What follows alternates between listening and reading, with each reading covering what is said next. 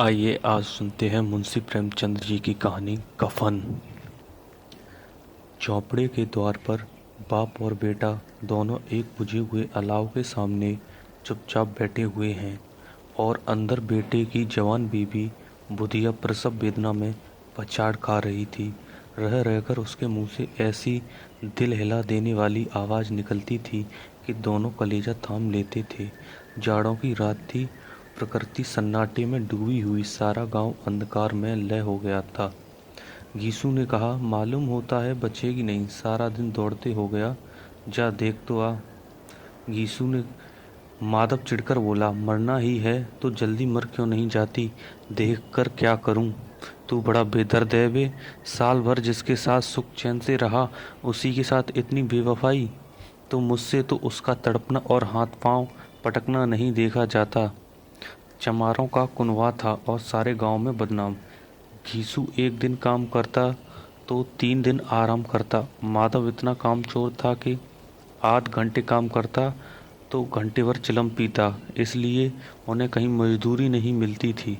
घर में मुट्ठी भर भी अनाज मौजूद हो तो उनके लिए काम करने की कसम थी। जब 2-4 फाके हो जाते तो घीसू पेड़ पर चढ़कर लकड़ियां तोड़ लाता और माधव बाजार में बेच आता। और जब तक वह पैसे रहते दोनों इधर उधर मारे मारे फिरते। गांव में काम की कमी न थी। किसानों का गांव था, मेहनती आदमी के लिए 50 काम थे, मगर इन दोनों को उसी वक्त बुलाते जब 2 आदमियों से एक का काम पाकर भी संतोष कर लेने के सिवा और कोई चारा न होता। अगर दोनों साधु होते तो उन्हें संतोष और धैर्य के लिए संयम और नियम बिल्कुल जरूरत न होती। यह तो इनकी प्रकृति थी। विचित्र जीवन था इनका। घर में मिट्टी के 2-4 बर्तन के सिवा कोई संपत्ति नहीं। फटे चीतड़ों से अपनी नग्नता को ढाके हुए जिए जाते थे। संसार की चिंताओं से मुक्त, कर्ज से लदे हुए, गालियां भी खाते, मार भी खाते, मगर कोई काम गम नहीं। दीन इतने की वसूली की बिल्कुल आशा न रहने पर भी लोग इन्हें कुछ न कुछ कर्ज दे देते थे। मटर आलू की फसल में दूसरों के खेतों से मटर या आलू उखाड़ लाते और भून भान कर खा लेते, या 10-5 ऊख उखाड़ लाते और रात को चूसते। घीसू ने इसी आकाश वृत्ति से 60 साल की उम्र काट दी और माधव भी सपूत बेटे की तरह बाप के ही पद चिन्हों पर चल रहा था, बल्कि उसका नाम और भी उजागर कर रहा था। इस वक्त भी दोनों अलाव के सामने बैठकर आलू भून रहे थे, जो कि किसी खेत से खोद लाए थे। घीसू की स्त्री का तो बहुत दिन हुए देहांत हो गया था। माधव का ब्याह पिछले साल हुआ था। जब से यह औरत आई थी उसने इस खानदान में व्यवस्था की नींव डाली थी और इन दोनों बेगैरतों को दोजख भरती रहती थी।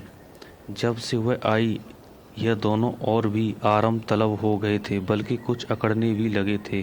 कोई कार करने को बुलाता तो निर्व्याज भाव से दुगनी मजदूरी मांगती। वही औरत आज प्रसव वेदना से मर रही थी और यह दोनों शायद इसी इंतजार में थे कि वह मर जाए तो आराम से सोएं। गीसू ने आलू निकालकर छीलते हुए कहा, जाकर देख तो आ, क्या दशा है उसकी। चुड़ैल का पिसाद होगा और क्या। यहाँ तो ओझा भी 1 रुपये मांगता है। माधव को बहता कि वह कोठरी में गया तो गीसू आलूओं का बड़ा भाग साफ कर देगा। बोला, मुझे वहाँ जाते डर लगता है। डर किस बात का है, मैं तो यहाँ हूँ ही। तो तुम ही जाकर देखो ना। मेरी औरत जब मरी थी तो मैं 3 दिन तक उसके पास से हिला तक नहीं, और फिर मुझसे लजाएगी कि नहीं। जिसका कभी मुंह नहीं देखा आज उसका उखड़ा हुआ बदन देखूं, उसे तन की सुध भी तो न होगी। मुझे देख लेगी तो खुलकर हाथ पांव भी न पटक सकेगी। मैं सोचता हूँ कोई बाल बच्चा हुआ तो क्या होगा। सौंठ गुड़ तेल कुछ भी तो नहीं है घर में। सब कुछ आ जाएगा, भगवान दें तो। जो लोग अभी 1 पैसा नहीं दे रहे हैं वे ही कल बुलाकर रुपए दे देंगे। मेरे 9 लड़के हुए, घर में कभी कुछ न था, मगर भगवान ने किसी न किसी तरह बेड़ा पार ही लगाया। जिस समाज में रात दिन मेहनत करने वाले की हालत उनकी हालत से कुछ अच्छी न थी, और किसानों के मुकाबले में वे लोग जो किसानों की दुर्बलताओं से लाभ उठाना जानते थे कहीं ज़्यादा संपन्न थे। वहाँ इस तरह की मनोवृत्ति का पैदा हो जाना कोई अचरज की बात न थी। हम तो कहेंगे घीसू किसानों से कहीं ज़्यादा विचारवान था और किसानों के विचार शून्य समूह में शामिल होने के बदले बैठकबाजों की कुत्सित मंडली में जा मिला था। हाँ, उसमें यह शक्ति न थी कि बैठकबाजों के नियम और नीति का पालन करता, इसलिए जहाँ उसकी मंडली के और लोग गांव के सरगना मुखिया बने हुए थे, उस पर सारा गांव उंगली उठाता था। फिर भी उसे यह तस्कीन तो थी ही कि अगर वह फटेहाल है तो कम से कम उसे किसानों की सी जां तोड़ मेहनत तो नहीं करनी पड़ती और उसकी सरलता निर्दयता से लोग बेजा फ़ायदा तो नहीं उठाते। दोनों आलू निकाल कर जलते जलते खाने लगे। कल से कुछ नहीं खाया था, इतना सब्र न था कि ठंडा हो जाने दें। कई बार दोनों की जवानें जल गईं। जल जाने पर आलू का बाहरी हिस्सा बहुत ज़्यादा गर्म न मालूम होता, लेकिन दांतों के तले पड़ते ही अंदर का हिस्सा जवान हलक और तालू जला देता था। और उस अंगार को मुंह में रखने से ज़्यादा खैरियत इसी में थी कि वह अंदर पहुंच जाए। वहाँ उसे ठंडा करने के लिए काफ़ी सामान थे, इसलिए दोनों जल जल निगल जाते। हालांकि इस कोशिश में उनकी आंखों से आंसू निकल आते। घीसू को उस वक्त ठाकुर की बारात याद आई, जिसमें 20 साल पहले वह गया था। उस दावत में उसे जो तृप्ति मिली थी, वह उसके जीवन में एक याद रखने लायक बात थी और आज भी उसकी याद ताज़ी थी। बोला वह बोझ नहीं भूलता। तब से फिर उस तरह का खाना भरपेट नहीं मिला। लड़की वालों ने सबको भरपेट पूड़ियाँ खिलाई थीं। सबको, छोटे बड़े सब ने पूड़ियाँ खाईं और असली घी की। चटनी, रायता, 3 तरह के सूखे साग, एक रसेदार तरकारी, दही, चटनी, मिठाई। अब क्या बताऊं कि उस भोज में क्या स्वाद मिला। कोई रोक टोक नहीं थी, जो चीज चाहो मांगो, जितना चाहो खाओ। लोगों ने ऐसा खाया कि किसी से पानी न पिया गया। मगर परोसने वाले हैं कि पत्तल में गरम गरम गोल गोल सुवासित कचौड़ियाँ डाल देते हैं। मना करते हैं कि नहीं चाहिए, पत्तल पर हाथ से रोके हुए हैं, मगर वह है कि दिए जाते हैं। और सबने मुंह धो लिया। तो पान इलायची भी मिली, मगर मुझे पान लेने की कहाँ सुध थी। खड़ा हुआ न जाता था, चटपट जाकर अपने कंबल पर लेट गया। ऐसा दिल दरियाफ्त था वह ठाकुर। माधव ने इन पदार्थों का मन ही मन मजा लेते हुए कहा, अब हमें कोई ऐसा बोझ नहीं खिलाता। अब कोई क्यों खिलाएगा, वह जमाना दूसरा था। अब तो सबको किफायत सूझती है। शादी ब्याह में मत खर्च करो, क्रियाक्रम में खर्च मत करो। पूछो गरीबों का माल बटोर बटोर कर कहाँ रखोगे। बटोरने में तो कमी नहीं है, हाँ खर्च में किफायत सूझती है। तुमने एक 20 पूरियाँ खाई होंगी, 20 से ज़्यादा खाई थी। मैं 50 खा जाता, 50 से कम मैंने न खाई होंगी। अच्छा पट्टा था, तू तो मेरा आधा भी नहीं है। आलू खाकर दोनों ने पानी पिया और वहीं अलाव के सामने अपनी धोतियाँ ओढ़कर पाँव पेट में डाले सो रहे, जैसे 2 बड़े बड़े अजगर गुंडेलियाँ मारे पड़े हों। और बुधिया अभी तक करा रही थी। सवेरे माधव ने कोठरी में जाकर देखा तो उसकी स्त्री ठंडी हो गई थी। उसके मुंह पर मक्खियाँ भिनक रही थीं। पथराई हुई आंखें ऊपर टांगे हुई थीं। सारी देह धूल से लथपथ हो रही थी। उसके पेट में बच्चा मर गया था। माधव भागा हुआ घीसू के पास आया। फिर दोनों जोर जोर से हाय हाय करने और छाती पीटने लगे।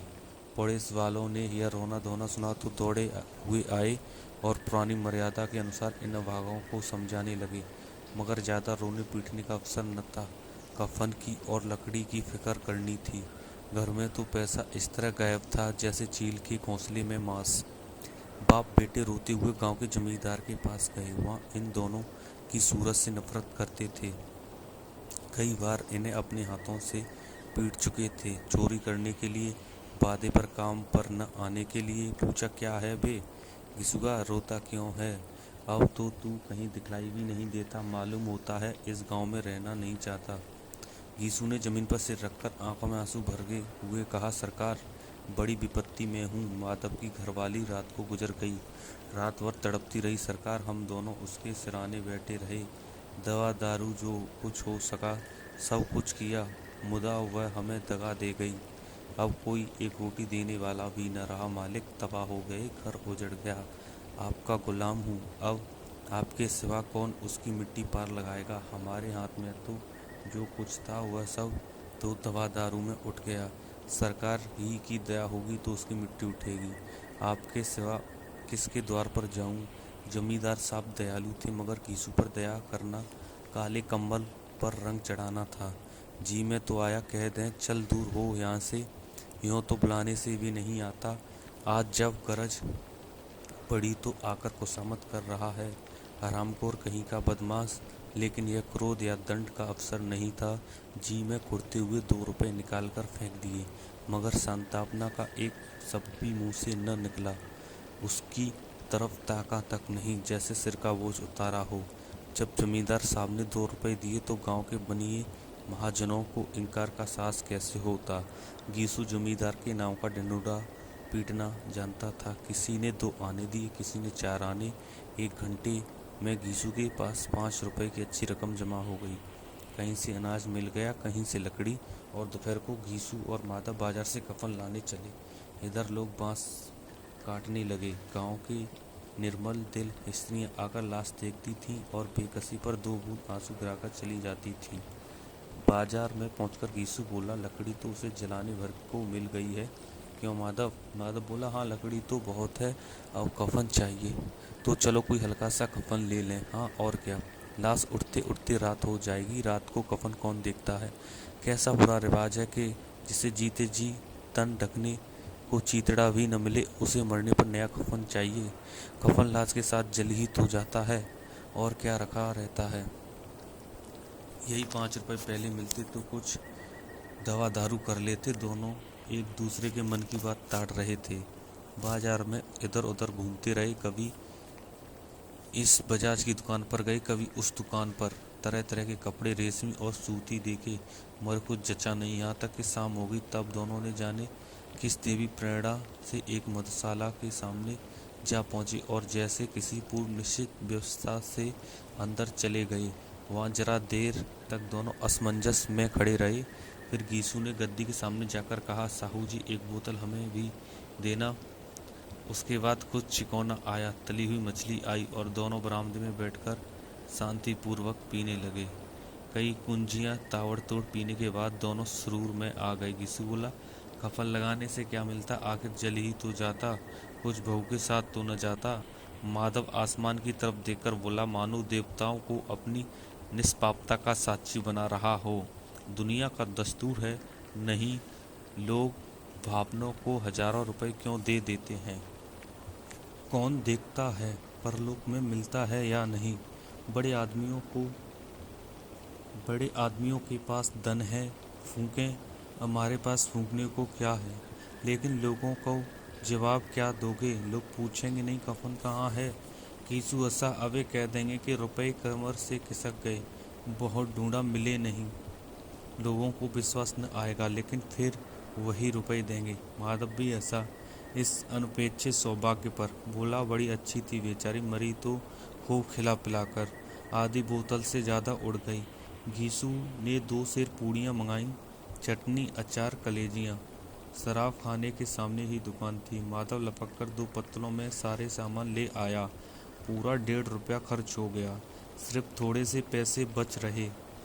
दोनों इस वक्त इस शान में बैठे पूड़ियाँ खा रहे थे जैसे जंगल में कोई शेर अपना शिकार उड़ा रहा हो। न जवाबदेही का खौफ था, न बदनामी की फिक्र। इन सब भावनाओं को उन्होंने पहले ही जीत लिया था। गीसू दार्शनिक भाव से बोला, हमारी आत्मा प्रसन्न हो रही है तो क्या उसे पुण्य न होगा? माधव ने श्रद्धा से सिर झुकाकर तस्दीक की, जरूर से जरूर होगा भगवान, तुम तो अंतर्यामी हो, उसे बैकुंठ ले जाना। हम दोनों हृदय से आशीर्वाद दे रहे हैं। आज जो भोजन मिला है वह कभी उम्र भर न मिला था। एक क्षण के बाद माधव के मन में एक शंका जागी। बोला, क्यों दादा, हम लोग भी एक न एक दिन वहाँ जाएंगे ही। गीसू ने इस भोले वाले सवाल का कुछ उत्तर दिया। वह परलोक की बातें सोचकर इस आनंद में वादा न डालना चाहता था। जो वहाँ हम लोगों से पूछे कि तुमने हमें कफन क्यों नहीं दिया तो क्या कहोगे? कहेंगे तुम्हारा सिर। पूछेगी तो जरूर। तू कैसे जानता है कि उसे कफन न मिलेगा? तू मुझे ऐसा गधा समझता है? 60 साल क्या दुनिया में घास खोदता रहा हूँ, उसको कफन मिलेगा, और बहुत अच्छा मिलेगा। माधव को विश्वास न आया। बोला, कौन देगा? रुपए तो तुमने चट कर दिए, वह तो मुझसे पूछेगी। उसकी मांग में तो सिंदूर मैंने डाला था, कौन देगा बताते क्यों नहीं? वही लोग देंगे जिन्होंने अभी दिया। हाँ, अब की बार रुपए हमारे हाथ न आएंगे। ज्यों ज्यों अंधेरा बढ़ता था और सितारों की चमक तेज होती थी, मधुशाला की रौनक भी बढ़ती जाती थी। कोई गाता था, कोई डींग मारता था, कोई अपनी संगी के गले लिपटा जाता था, कोई अपने दोस्त के मुंह में कुल्हड़ लगाई देता था। वहाँ के वातावरण में सरूर था, हवा में नशा। कितने तो यहाँ आकर एक चुल्लू में मस्त हो जाते थे। शराब से ज़्यादा यहाँ की हवा उन पर नशा करती थी। जीवन की बाधाएं यहाँ खींच लाती थीं और कुछ देर के लिए यह भूल जाते थे कि वे जीते हैं या मरते हैं, या न जीते हैं न मरते हैं। और यह दोनों बाप बेटे अब भी मज़े ले लेकर चुस्कियां ले रहे थे। सबकी निगाहें इनकी ओर जमी हुई थीं। दोनों कितने भाग्य के बली हैं। पूरी बोतल बीच में है। भरपेट खाकर माधव ने बची हुई पूड़ियों को पत्तल उठाकर एक भिखारी को दे दिया, जो खड़ा इनकी ओर भूखी आंखों से देख रहा था और देने के गौरव, आनंद और उल्लास का अपने जीवन में पहली बार अनुभव किया। घीसू ने कहा, ले जा, खूब खा और आशीर्वाद दे। जिसकी कमाई है वह तो मर गई, मगर तेरा आशीर्वाद उसे जरूर पहुंचेगा। रोए रोए से आशीर्वाद दो, बड़ी गाड़ी कमाई के पैसे हैं। माधव ने फिर आसमान की तरफ देखकर कहा, वह बैकुंठ में जाएगी दादा, बैकुंठ की रानी बनेगी। गीसू खड़ा हो गया और जैसे उल्लास की लहरों में तैरता हुआ बोला, हाँ बेटा, बैकुंठ में ही जाएगी। किसी को सताया नहीं, किसी को दबाया नहीं, मरते मरते हमारी जिंदगी की सबसे बड़ी लालसा पूरी कर गई। वह न बैकुंठ में जाएगी तो क्या ये मोटे मोटे लोग जाएंगे जो गरीबों को दानों दोनों हाथों से लूटते हैं और अपने पाप को धोने के लिए गंगा में नहाते हैं और मंदिरों में जल चढ़ाते हैं। श्रद्धालुता का यह रंग तुरंत ही बदल गया। अस्थिरता नशे की खासियत है। दुख और निराशा का दौर हुआ। माधव बोला, मगर दादा, बेचारी ने जिंदगी में बड़ा दुख होगा, कितना दुख झेल कर मरी। वह आंखों पर हाथ रखकर रोने लगा, चीखें मार मार कर। गीसू ने समझाया, क्यों रोता है बेटा, खुश हो के माया जाल से मुक्त हो गई, जंजाल से छूट गई। बड़ी भाग्यवान थी जो इतनी जल्द माया मोह के बंधन तोड़ दिए। और दोनों खड़े होकर नाचने लगे। ठगनी क्यों नैना चमकावे ठगनी। पियक्कड़ों की आंखें इनकी ओर लगी हुई थी और यह दोनों अपने दिल में मस्त गाए जाते थे। फिर दोनों नाचने लगे, उछले भी, कूदे भी, गिरे भी, मुटके भी, भाव भी बताए, अभिनय भी किए और आखिर नशे से मदमस्त होकर वहीं गिर पड़े। समाप्त।